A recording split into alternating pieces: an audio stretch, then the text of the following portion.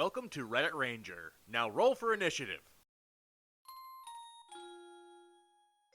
The day was clear, barely a cloud in the sky. A gentle breeze passed through the rolling hills. Through the years, John made this journey countless times. It never got any easier for him. He pulls the old pocket watch from his vest to check the time. The aged picture of his parents staring back at him. He looks up and sees the charred remains of his childhood home. As he rode past, he couldn't help but remember that it was just like today all those years ago. An 18-year-old John was working on a fence after one of the bulls knocked it down for the third time in a month. The bull in question as proud as ever. "Don't you look all smug, you fat jerk. I'm still sore from that headbutt to the gut you gave me last year." The bull mooed at John and went back to the rest of the herd. John dismissed the bull from his thoughts and went back to work. Picking up the post, hammering it into the ground. Replace the rails, post, hammer, rail, post, hammer, rail. He continued to do this for most of the fence, to make sure that it will continue to stand. By the time he was done, the sun was beginning to set. He made his way back to the house to wash himself for supper. As he entered the doorway, his mother greeted him. "There you are. I was just about to call for you to come in. Dinner is almost ready, so get yourself washed up." "Yes, ma'am." As John walked to the bathroom to wash up, his father came down the stairs drying his hands. Passing John, he greeted his son. "Ah, there you are. I got the water all warmed up for you. Better hurry before I eat it all." "Yes, sir. Save something for me." He continued to the washroom to clean himself of the day's grime. As he washed himself of the sweat and dust, he tried to think of ways to have the bull stop knocking over the fence. He didn't want to get barbed wire. John never wanted any of the cattle to get hurt, even if he left John with a nasty gut scare. After a few minutes, John dried himself off, got dressed, and went back downstairs to help set the table. His father, sitting in his armchair, was reading a book to an 8-month-old Lillian. Mom was in the kitchen finishing up dinner, singing her favorite song, La Vie en Rose. Soon the meal was made and they all sat down for dinner. The meal they had was pan-fried chicken with rice and vegetables, and baby Lillian having mashed vegetables. "Were you able to get the fence fixed, son?"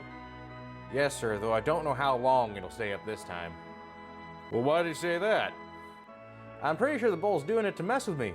Come now, that can't be true. He's probably just using it as a scratching post. "Yeah, well, I still don't trust him."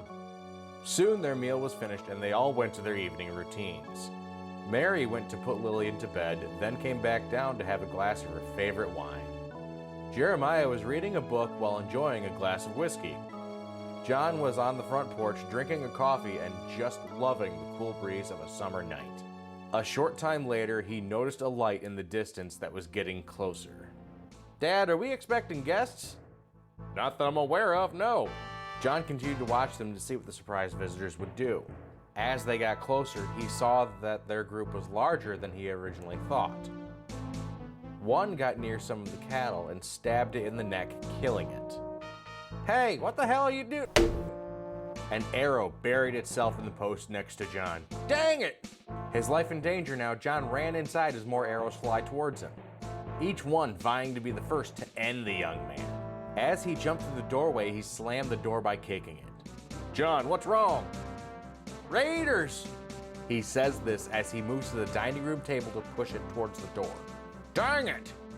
After hearing that, both Jeremiah and Mary joined in barricading the doors and windows. As they continued to bar all the entrances, the raiders began to surround the house. Mary began to cast spells to help keep the barriers in place. Jeremiah passed weapons to the others, a sword to John, a dagger to Mary, and a bow for himself. "Valor, we know you're there. Give us what you have and we'll leave you unscathed." "What is it you want?" "I'm not talking to you, sir.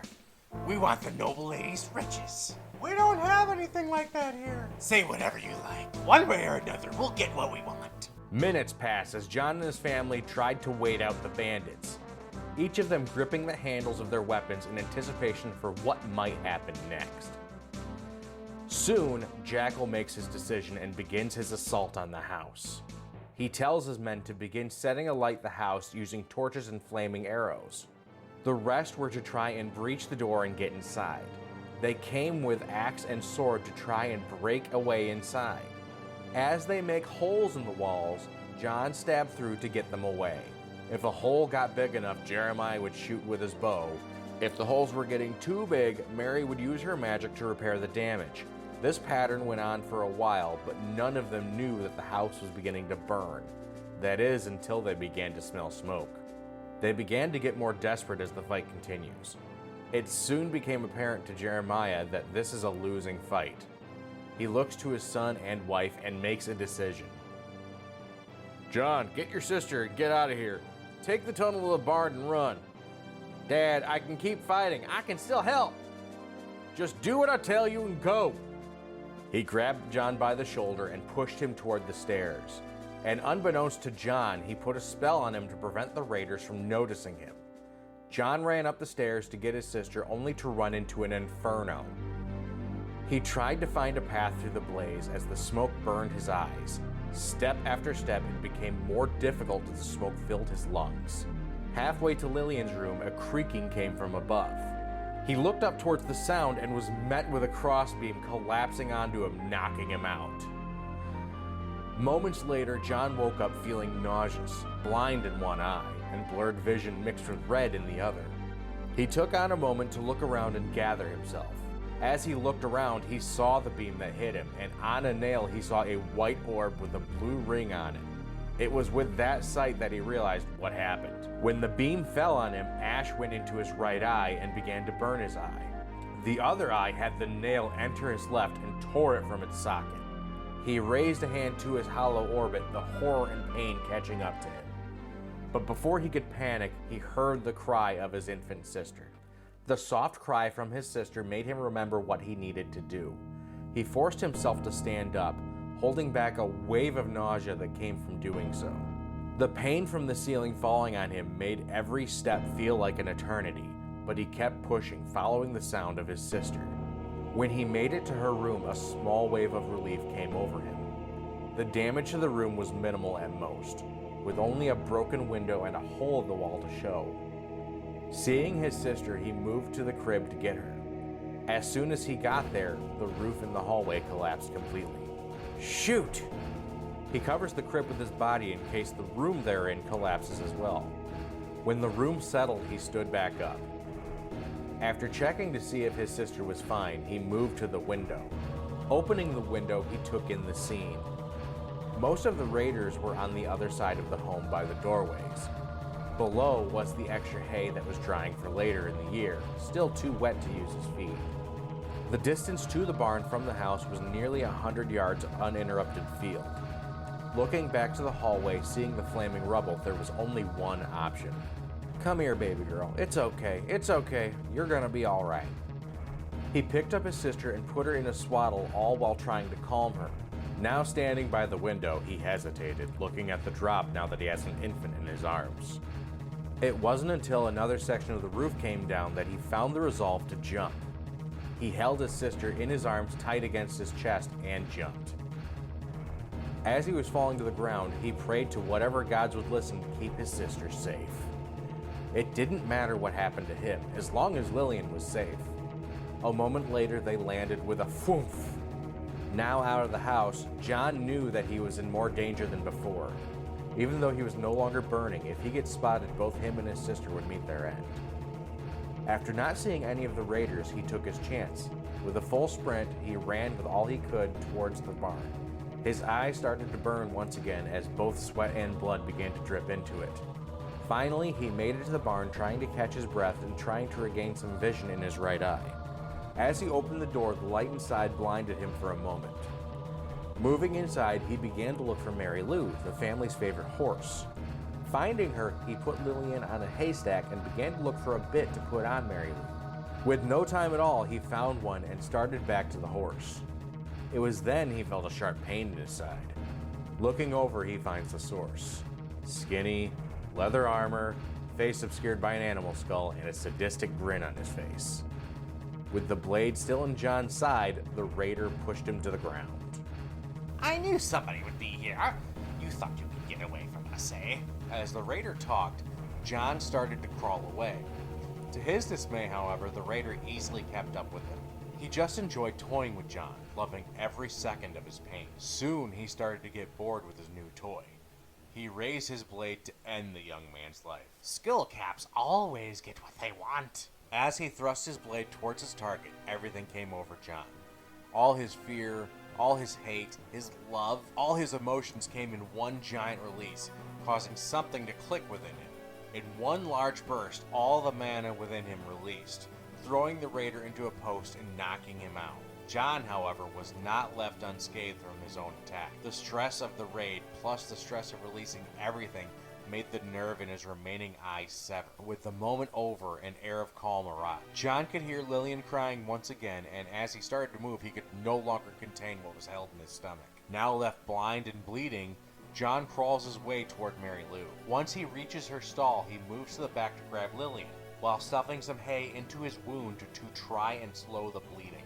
Now, sister in hand, he gets on the horse and begins to ride as fast as he can to the nearby city. A few minutes later, he made it to the border of the city and some city guards spotted him. Is that a horse on the way here? I think so. I can't tell if there's a rider on it, though. Only one way to find out. As he held his sister to his chest, he gripped to Mary Lou just as tight. Need to get away. Need to get help, was the only thing that was on his mind, even after he began to fade into darkness.